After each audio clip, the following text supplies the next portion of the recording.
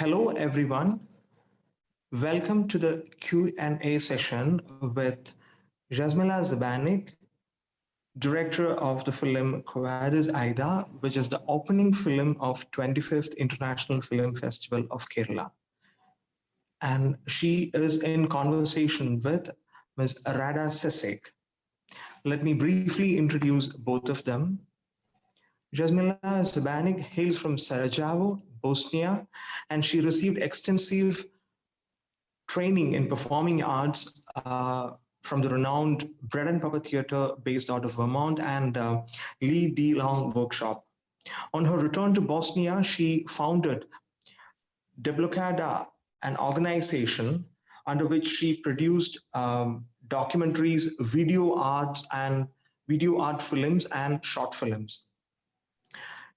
Her works have been featured in Istanbul Biennial and Kunsthal Friedrichshain and Kassel in Germany, where the Documenta and other major festivals, visual arts festivals, are being held. Her debut film, Gebeka, won Golden Bear at the 56th Berlinale, and Quo Vadis, Aida, which is the opening film of 25th IFFK, was premiered at the 77th Venice International Film Festival, and it's also the official Bosnian entry to the 93rd Academy Awards. And Jasmila Zbanic is in conversation with Rada Sesic. I think for the film lovers in Kerala, I don't think that she needs an introduction. Especially for those who have been attending the IFFK for at least for the last maybe 6-7 years. Rada Sesic is a film critic, lecturer, and programmer. She specialized in South Asian and Eastern European cinema. She has been closely associating with IDFA, International Film Festival of Rotterdam, and Dutch Institute of Film Studies, and she's a very close friend of International Film Festival of Kerala and Sarajevo Film Festival. I would rather say that she might be the best friend out there in Europe for the Asian films, and especially I think Malayalam films. Rada, thank you so much for joining, and Jasmila, thank you so much for joining on this session, and I'm please have a great Q&A session. Handing over to both of you. Thank you, Bandhu. Thank you so much for this warm, fantastic introduction. I feel being very honored to talk to the Malayali audience and to Jasmila Zbanic, of course. Congratulations on the 25th anniversary of Kerala Film Festival. It is really huge jubilee. It's a fantastic festival, and I would say that Malayalis are the best audience in the world. They know so much about cinema. They have such a passion for cinema. They are so devoted, and it's really, really pity, Jasmila, that you cannot be in Kerala to be in the screening room together when they watch a film. Quo Vadis, Aida. But Jasmila, next year, maybe? Hopefully, yes, I would be very happy. I'm missing audience and their direct reaction after watching the movie. So I would continue from what Bandhu said about you. What I find especially interesting in your work and what I admire very much is the fact that you are always talking about the environment that you know very well, that your own country, Bosnia and Herzegovina, your city, Sarajevo, or some other parts of Bosnia, you are talking about your people and concerns of your people. The same goes now for the film Quo Vadis, Aida, that tackles this huge historical event.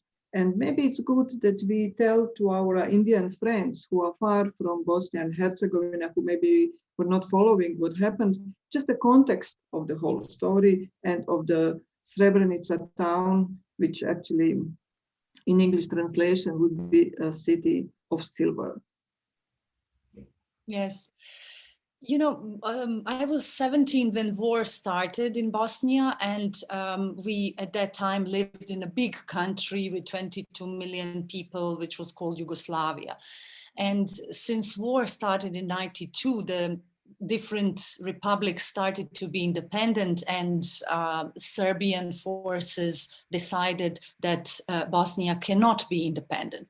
So democratic elections, which were held in 92, were stopped by violence. When I watched in United States what was happening with Trump and attack on Congress, I was really reminded on what happened in Bosnia in 92, when army decided they will not respect the will of people. This is how war started. Serbian army decided they will have their own way of dealing with the country. And since 92, movement from Serbia to Bosnia was very violent. A lot of thousands of people got killed. Many women were raped. Cities burned down. Historical, buildings completely destroyed. United Nations didn't allow Bosnians to defend themselves. We didn't have weapons to make proper army and to defend, but they said, okay, we will make cities safe, that army will never enter these cities. So one of these safe cities was Srebrenica. United Nations made demilitarized zone, and they said, we will control safety of people.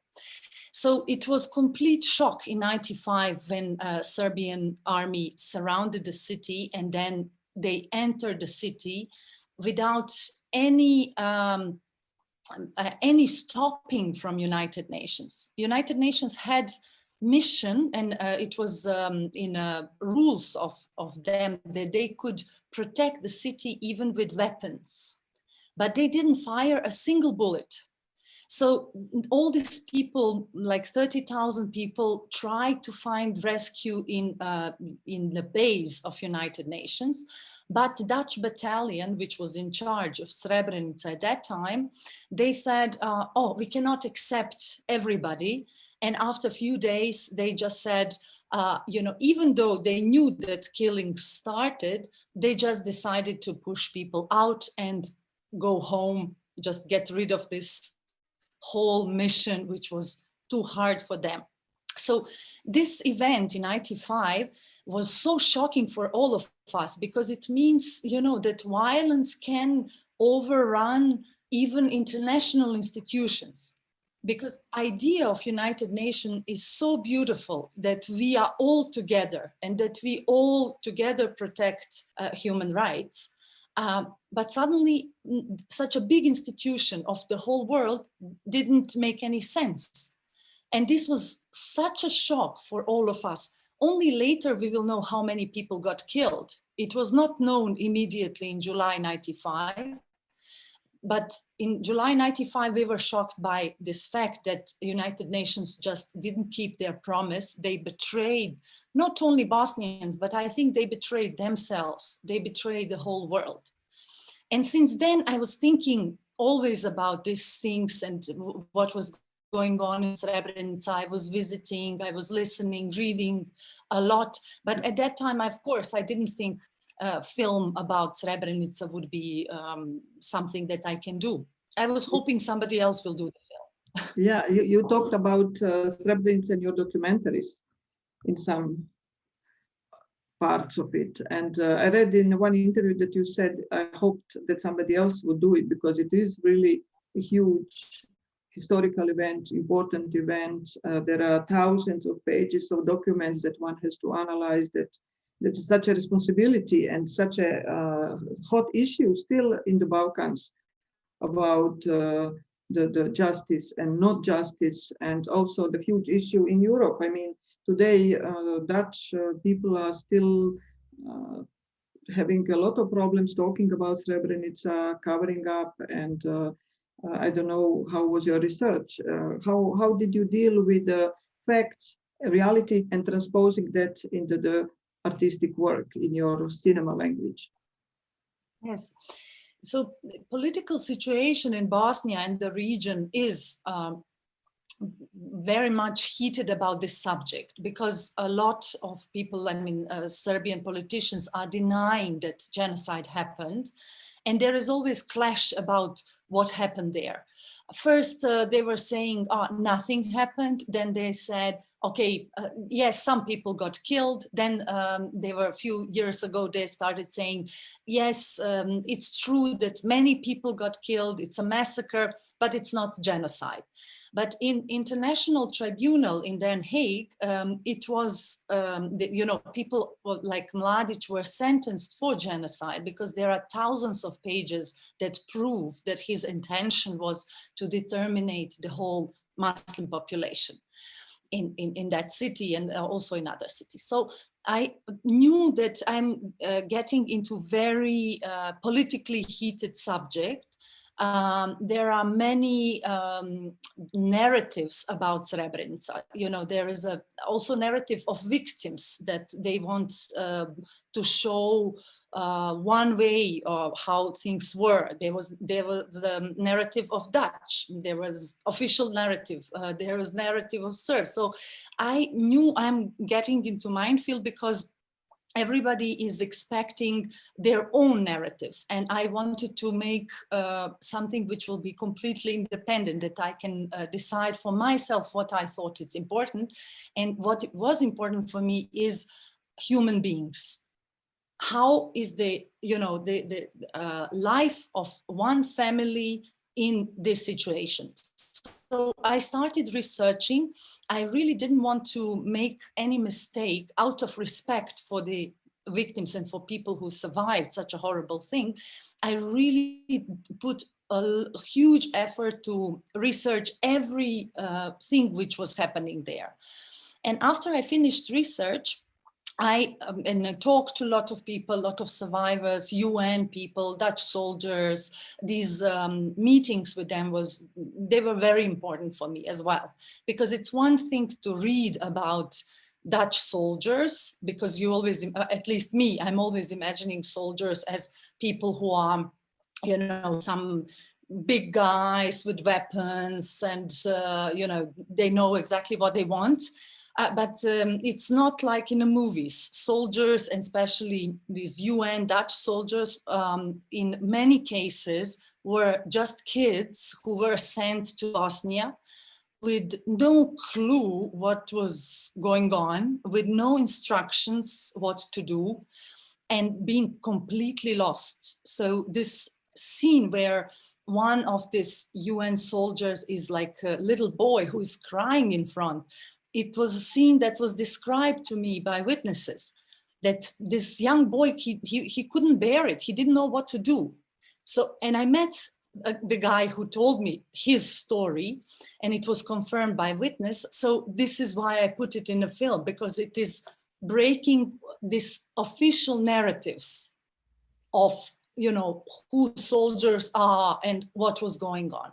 And once I finished research, I said, okay, I have to make a movie, because if you follow exactly the steps of reality, they can be very repetitive and kill the rhythm of the film. For example, there were 3 meetings of General Mladic and Karamans in Hotel Fontana, but I had to put it in one because it was so repetitive to have it 3 times. So I put these 3 meetings in one, keeping the essence of what that meeting was. So this was my artistic choice, to really not invent events, but to have certain freedom to make them more condensed or more essential. Jasmila, there are 2 scenes in the film that I would like to, I'm just curious to know, because they are peculiar and they are very disturbing and memorable scenes. One is when the Dutch soldier is betraying this young man who was dressed as a woman. So he actually sentenced him to death by doing that, by obeying some kind of invisible rules. And the other scene is when Serbian soldiers were distributing chocolates and refreshments to Muslim population around them. knowing that actually they will slaughter them very soon after that. Yes, so factual? Yes, both scenes are confirmed by witnesses. Even the second scene where Mladic is giving chocolates, Toblerone chocolate and Coca-Cola, it's filmed by his cameraman, and you can find these scenes on YouTube. General Mladic was for me very specific character to deal with in the script and in the film, because he's a historical figure. We decided to keep his name, and he is in Serbia, he's considered a hero. All what he did in Srebrenica and in Bosnia, it's considered act of hero. On the other hand, for everybody else, he's a war criminal. And I thought, you know, to not put my own emotions over him, but to keep him how I find him on these videos. And all these videos are on YouTube. He had his cameraman who was always following him, and he was acting, that was my interpretation that I put in the film. He was acting as a god of life and death. And he was acting as somebody who has this power. And while watching this, I realized he's actor-director for this footage, because he tells cameramen in many of these moments, go left, film them, go behind, don't film this. And this was a key for me and for actor Boris Isakovic to how to play him. And that's why we kept almost a transcript of his words in Hotel Fontana, in this scene that you are describing. We really tried to keep his sentences because they were exactly what this character needed. I couldn't invent any better. So this is a scene that people can find on YouTube. We modified things where we thought not his sentences, not his acts, but certain details where we wanted to stress out some things more. And for this scene of soldier who do his job, you know, because soldiers were told by Deputy Commander Franken to help people to get people out of the base. And there are certain soldiers which were just obeying these rules, saying, okay, we are doing it. We see Serbs are in control because they have weapons. And they are separating men from women, so we will help them. And it was a true case where one soldier was saying, this is a man, so he should go to the right side, as totally not, you know, aware what's going on there, just obeying rules. And it was also true that one soldier, Dutch soldier Rutten, really freaked out. And he fighted with this guy saying, you are a collaborator. And this is what was confirmed by several sources, the same story. So I thought it's a very important story because not everybody from Dutch soldiers agreed on what was going on. Yeah, it is very, very strong scene indeed. I would like to hear from you. You made 5 films, Bandu mentioned some of them. Your first film, Grbavica, or internationally known as Esma's Secret, really moved something. Not only that you got the Golden Bear, but it moved something at home in Bosnia and Herzegovina, where women, raped women, as a part of war strategy, got seen as a war victims, which wasn't the situation before. So your film really influenced the looking at the politics of the country and of the past and interpretations of the past and so on. So do you think that this film can also bring maybe rethinking of the UN mandate and the behavior of UN troops in conflict zones? Do you think this cinema can have such a role here as well? I definitely believe in power of cinema to change things, because I am changed by many films myself. So I know that after certain films, I'm not the same person. So I really believe in this. And I have feeling that if we have screening, you know, on a big screen on Moon, and we can all watch it at the same time, we as a planet would change. I'm not talking about my film, but in general, you know, if we all watch the same film in the same time, we would be different. This is my theory of power of cinema. But of course, you know, it's not enough just to make a film. What you mentioned as it was also power of awards, because suddenly all papers wanted to talk to me after Golden Bear. So I was asking raped women in Bosnia, what do you need? And they said, we don't have a law to recognize us as a civil war victims. So we managed to organize campaign, which was followed by the film, and something, then we changed the Bosnian law. So film is one thing, but without this kind of political activism, it's not possible to change something deeply. I mean, with this film, I don't have this kind of agenda. You know, I'm talking every time that 1,700 bodies are still not found. So, you know, thousands of mothers and cousins are still searching for their sons and husbands. And after 25 years, it's unbearable. Some of them are living only to bury their sons and die. They know that if they don't bury them, nobody else will. So can you imagine what is that life, that you have one purpose to find bones of your son and bury them? So I'm talking about this in every interview where I have a possibility. Of course, I also wrote to United Nations that they have to screen film for their people, because I believe in United Nations. I think this is organization that we need. We all need this organization, but this organization is so corrupted by political interests.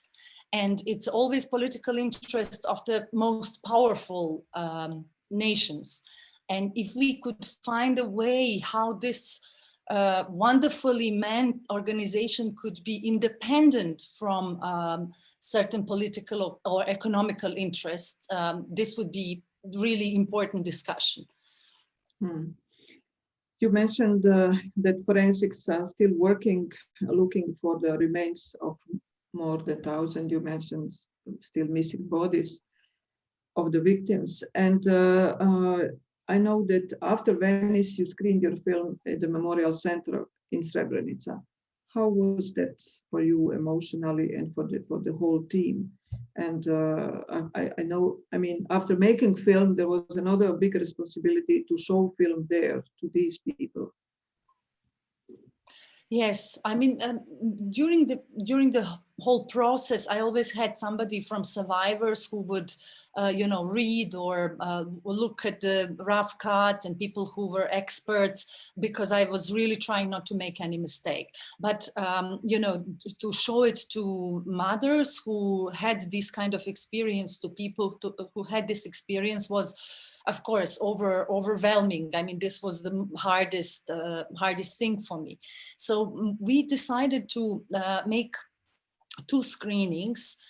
Very first one was for young people. We thought, okay, with this film that is talking about our difficult past, I wanted that young people don't feel, okay, it's another thing about past. I really wanted to make this as a progress in future, because I think young people are very much in prison of the old narratives. what happened in the war. They have to listen to this every day in news. There are always conflicts of who started the war, who was the killer, who were war criminals, who were not. There were always discussions, and this is even if 25 years after the war, there are still such a misusing of past. And I really wanted that no politician capture this film and use it against others. So my first thing was to say, this film I dedicate to young people, that they know what happened, but that they are liberated from this. They were born after genocide. They have nothing to do with this. You know, it doesn't matter which nations they are from. Are they from, you know, victims? They should not be victims themselves. They should not. You know, if they are coming from the, even if their fathers were perpetrators, they are not. They should not be, you know, captured with this guilt. They have to be free. So this was very important for me, that film is not used to divide people, but to unite people, to say, okay, difficult thing is in the past, but let's think how to build a future together. So this was the very first screening with no politician, no organizations, nobody, just young people from Serbia, Croatia, Bosnia, all Bosnia. And second screening the same day was for survivors. And we also invited press. And this was really difficult. Of course, we showed them before this very official one, so that they confirmed they want film on that memorial center, but still they were very moved. And, you know, of course, you cannot show in one film what happened during these 25 years of suffering, but they were very grateful that the film exists and that was, you know, accurate and truthful for them. I would like to mention now that actually you did change something in the film. I mean, from what was in reality, that the interpreter was a man that was interpreting for Dutch Bet, and here we have a woman. Can you a little bit elaborate on this? I find it fantastic, actually, that woman who is a wife and a mother can understand much better and deeper all these nuances of loss of men. Yes, yes. No, I started, you know, we bought a book by Hasan Uhanovic under a UN flag. And my first reaction was to follow things in this book where he was interpreter and he was telling, it was not narrative book, it's documents what happened there from hour to hour. It was very valuable book to understand what was there, and very valuable book for the script. But while writing the script, I felt that, first of all, with Hasan, who wrote the book, he thought it would be too similar to his story, and he didn't feel comfortable with that. So that was one thing. And the other thing was, I think that it's a stronger, and you know, people could get more identification with the character of mother who is trying to save her family. So script had several changes during this long process, because it is really, for me, screenwriting is discovery of myself and territory which I'm entering. So it was, there were many changes. Like at the beginning, at the very, very beginning, I thought I would make very interesting thriller of what was happening on this political levels. Why Zagreb didn't call New York, why New York called Den Haag, why planes didn't come. Because there you can see that Srebrenica was abandoned long before July 11th. That these politicians were just playing games with Bosnians and with UN, not to do anything about it. And I thought it would be very interesting thriller, which would, you know, have a lot of international characters. But then I thought it will never allow people to understand how was it for people there. And my heart went more in this direction, that I would love audience to understand how was it to be there, because that's closer to our human experience. Only 1% of humanity is in this powerful power structure, but all of us are down there suffering from this power structure. So that was also a decision that changed. Mm-hmm. And I mentioned that you always talk in your films about territory that you know the best, not only geographically, but emotionally also. Your main characters are women in all of your fiction films, and women in this patriarchal society. So I'm sure that our Indian audience can understand very well, because they have also similar problems, patriarchal society, and the position of and how much space women can have in such a society. So can you a little bit elaborate on your choices, whether there are strengths of art, you know, to move something forward and to put things on the table?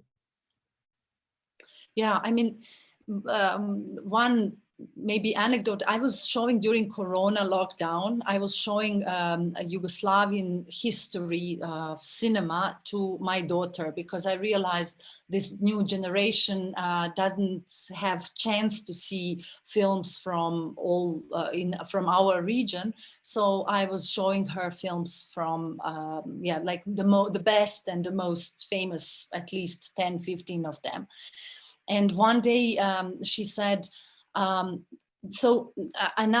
said, do you want to watch it, you know, to continue watching these films? Because she accepted, okay, I will watch 10 films. And I said, can we go on with watching films? And she said, oh, another film where women will be beaten, raped, or killed. And of course, it makes you, I knew this, but when you get this from young generation, that all our history of cinema was only about 99.9% about, you know, women who are killed, raped, or tortured. There was not a single one who was main character with dignity, with action, with the possibility to create something, to change something. And this tells a lot, that it's a vicious circle. The society makes this kind of films because it's a, you know, art is also a mirror of society, but also these films make women obedient, and they cannot have any characters to identify with. All my childhood, I had to identify with some other films, not films from my language. I didn't have any role model in my films.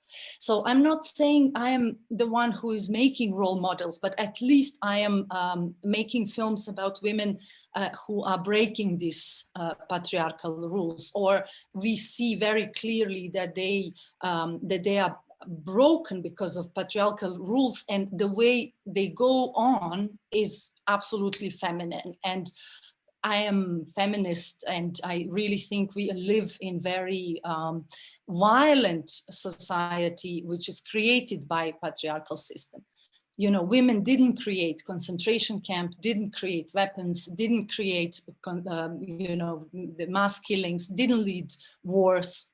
Like in most of the history, we could have only a few examples. So this is something where we should really consider that the way our planet can survive, it has to move towards the feminism. Absolutely, I agree. We are almost out of time, so I would like to touch upon one more important element in your work, and kind of special collaboration that you have with a woman, with your DOP, Christine Meyer from Austria. It's really interesting that you started a long time ago. I think from the first film, you are of the same generation. And it's also interesting that she is working on a film where she doesn't know the dialogues. She doesn't speak the language, so she can't really follow what the actors are saying. Is this advantage? And how did you turn this in advantage, actually? What is your collaboration? So Christine Meyer and me, we met when we were students, both of us. And she was helping me with my student work, and we did even short films and documentary films together. And then, of course, it was logical that we go on. We observe world in the same way. We like same kind of films. We are very close friends. So for me, it was very natural that I have her. And she's involved in the process also from screenwriting. I would give her always versions to read and comment, and she's brilliant. She's brilliantly analyzing it. And this is also very generous of my team involved, including Christine as well, because they give a lot of themselves into the process of filmmaking. You know, it's not a camera woman or who comes a few weeks before, because only a few weeks before she's paid. No, it's really a process of growing up together. And when we work, of course, she knows all dialogues and everything. But what is great is that she is not seduced by words, but really focused on images. So this is something which is, I find very good. You know, sometimes I would say, okay, this shot works, but for her visually, maybe it was not perfect. So we would do another one because, you know, she without knowing dialogues, maybe she feels the truth more. Mm-hmm. Jasmila, your film Quo Vadis, Aida, that opened Kerala Film Festival, is already invited to so many places, to so many festivals all around the world, wins awards. It's a huge project. You worked so many years on it. It's a 9 countries production. You are the main producer and your husband. Big budget, big team. It's really, really huge, huge work behind you. So are you now in position to rest a little bit? Actually, not, because we are now doing campaign for Academy Awards, and it's also another struggle because Bosnia didn't put a penny in this campaign, so we have to do it in a creative way with no money. So this is something where we put a lot of energy, because we can't have the same equal battle with the big films from rich countries. So we can't pay ads, we can't do all of this. But then we do, you know, some creative stuff, like we send film to Dua Lipa, this famous singer from Kosovo, who is very famous in the world. And Dua Lipa tweets about the film, and suddenly, you know, the internet explodes with, what is this Quo Vadis, Aida? So, you know, we have to invent these kind of stuff. Maybe some famous person in India, some big actor or big producer can also, or director, can also tweet about your film and also help you a little bit there. But before I thank you, I want to ask you, since you are now invited to be on a jury at the Berlinale, which is coming very soon, it's 71st festival, one of the most respected in the whole world, and you won Golden Bear there in 2006. So it's a big, big honor that you are invited to be on international jury. So what are you going to look for? What would be, let's say, in one sentence, good film to win? I'm always looking if I am moved and changed by the film. Very often I have in a juries fight with male colleagues if I see that film is repeating old patriarchal, old-fashioned view on women. Even if it's wonderfully directed, I can't stand this kind of films. And this could be sometimes fight with, you know, genius directors, because I'm not respecting authorities. Okay, I wish you little fights only at Berlinale and a lot of fun and victory at the Oscars, and good luck with your film. It was really honor to talk to you, Jasmila, and I wish to our audience in Kerala to tell to others, because the film will travel around the country to 4 different cities, so a lot of audience will have an opportunity to see Quo Vadis, Aida. Thank you so much. Thank you, and thank you, audience, for watching it. I really hope to come next year. And Rada, thank you very much. And your husband for making Dutch translation for this film. So this is you're part of the, you are in the film as well. I really want to thank you. Thank you. Thank you.